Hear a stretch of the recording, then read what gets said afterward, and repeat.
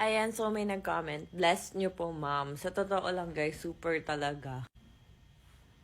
Kasi ayan na, meron akong asawang mapagmahal na hindi ako binibigyan ng sakit ng ulo. Meron akong napaka-cute na baby. Ayan. Napaka-cute.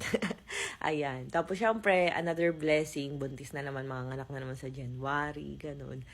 Tapos, alam mo yun, isa sa pinaka bagay na masasabi kong blessed ako is plakado yung future ni baby. Ayan, ang ilalabas ko pa lang na baby and ni Nat, diba? Alam mo yung parang alam ko sa sarili ko na naging best mom ako. Ayan, na alam ko na pag nilabas ko si baby is hindi siya mahihirapan. Yung kumbaga parang plakado yung buhay niya, maganda yung future niya. Ang sarap kaya sa feeling ng ganun, yung kapag planado, parang ang sarap sa feeling nun na alam mo na hindi makakaranas ng hirap yung anak mo. Parang ganun. Tapos, meron akong mababait na staff at higit sa lahat, meron akong magulang na hanggang ngayon, kahit na meron akong asawa at anak, andyan pa rin para sa akin anytime. Tulad nga nun, chinat ko nga si Papa, sabi ko, Papa, kailangan ko mag-open kasi kami ng restaurant dito sa Laguna. Sabi ko, kailangan ko ng ref, kailangan ko ng stove, kailangan ko ng ganyan. Although lahat halos ng gamit sa restaurant is in-order ko na lang online. Kasi nga syempre, hindi naman ako bili-bili pa. Kasi ayoko naman makipagsiksikan, pabuntis ako, 'di ba? Ayan. Kaya, mahirap na makipagsiksikan yung sarili ko. Charis. Ayan. Kaya, ang ginawa ko, in-order ko na lang online. Kaya nga, ang dami dumarating na parcel every day, every now and then dun sa bahay. Talagang grabe. Para ako nagbubukas ng regalo sa Pasko, ganun. Tapos, ayun. Kaso nga lang yung mga kawali, kalan, gasol, hindi ko naman kayang orderin online yun. At hindi ko rin alam yung kailangan. And si Papa kasi magaling magluto, alam niya yung mga ganun. Ayan, kaya si Papa yung chinat ko. Kailangan ko ng ref, kailangan ko ng freezer, ganyan. And then sabi niya parang hindi na raw ako bumili, meron daw siya doon. Kasi nga may restaurant din si Papa sa Manila eh.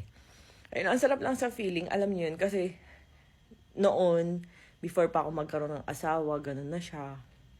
Kumaga parang supportado ako sa business. Tapos ngayon, tinatawanan ako ni Papa. Sabi niya, sasakit lang ulo mo dyan. Kasi nga parang alam niya naman yung kinikita namin daily sa Rosmar brand na walang-wala yung kikitain ko dyan sa paggaganyan. Pagod pa, stress pa ganyan. Pero alam niyo guys, iba talaga yung fulfillment. Alam mo yung super excited namin mag-asawa. Iba yung fulfillment na alam mo na magkakaroon ka ng ganun kalaking resort, restaurant, ganyan. Ang sarap sa pakiramdam, alam mo yun, parang dati na ang liit-liit lang nung nirerentahan ko tingta 30K, nasa 20 square meter. Tapos ngayon, kahit anong gusto ko, walang rules, walang limit, ayan, kahit ano. Kaya super sarap talaga sa feeling, ayan.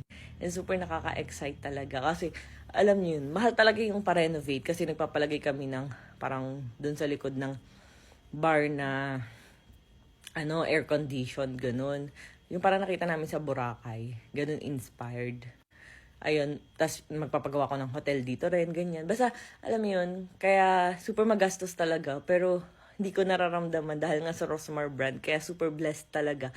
Napaparenovate ko yung gusto ko. Sa totoo lang guys, ang pinaparenovate namin ngayon, pinapatayo namin property is parang nasa 6 ata or 7. Ayun, dami, di ba? Nakakaloka. Pero sabay-sabay yun, pero hindi ko nararamdaman. Ayun, super sarap. Kasi 'di ba imagine mo yung iba parang isa lang, hirap-hirap na talaga. Ganun. Ganun naman talaga dapat eh. Isa-isa lang. Pero dahil nga ako super impulsive ko talaga. Parang kung gusto ko agad. Gusto ko makuha ko. Parang ganun kasi ako. Ganun akong tao. Ganun yung personality ko. So, nagmamadali tayo. Ayan guys. So, ayan nga pala. Super kinis ng aking face. No filter needed. No makeup. Ayan, kakagising ko lang ha. Ayan, ito yung nilalagay ko. Wait, napapakita ko sa inyo. Ayan guys, so tingnan nyo naman. So na yun. Ayan siya guys. Ito yung ginagamit ko ngayon. Rosmar, Cagayaco Premium Sunscreen Gel Cream. SPF 50 tested po yan guys. With 72 hours lock-in hydration. Whitening pa to, nakakaputi pa, FDA approved. Ayan guys. With niacinamide, hyaluronic acid, and aloe vera extract. Plus Japan and Korean technology to sa presyong 249 lang. Napakabango pa guys. Ayan. Lagi yung nasa bag ko. Hindi ko madadala.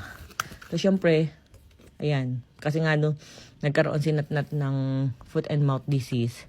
Bumili na ako nito para, hindi naman sa maarte, pero, ayan. Ano pa ba? Ayan lang. So, Ilalagay ko na sa caption kung paano kayo makaka-check out ng sunblock ng bongga. Hindi, ang pagsa-sunblock, lalo na mainit kasi dito sa Laguna, kaya nga nagdala ko din ng ganyan.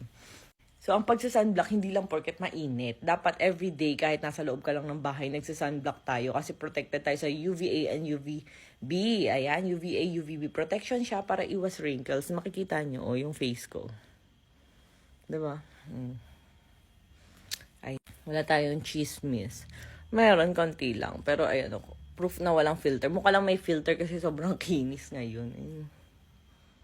Ayan, lagi ko na sa caption kung paano maka-check out mga mamshi.